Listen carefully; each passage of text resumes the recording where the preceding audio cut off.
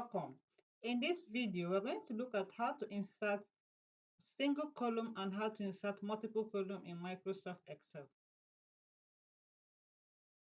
To insert a column in Microsoft Excel, remember the columns are the alphabet A, B, C, D, and so on. To insert a column in Microsoft Excel, you click on where you want the column to appear. Now, if you want the column to appear here at column B, it's going to move this model to column C.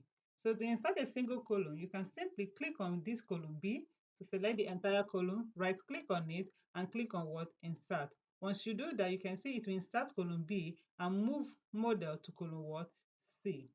Another way you can insert a single column in Microsoft Excel is to click on any cell, click on any cell on the column, right click on the mouse, then click on insert. On insert, you see entire column, select it, then click on what? Okay. It inserts an entire column for you.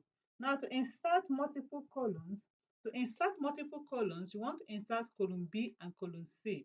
To insert multiple columns, come to column B and C and select it. Once you select it, right click on your mouse and click on what? Insert. So it moves the model and the color to column D and what? E. Now this is the extra column that is being added. It can be the country. It can also be the word city.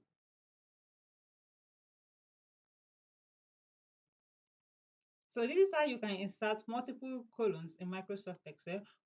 Another method you can use to insert multiple columns in Microsoft Excel is to select two cells in the column that you want to insert, right click on it, click on insert, click on entire column and click on what? Okay. It inserts the entire column for that particular selection.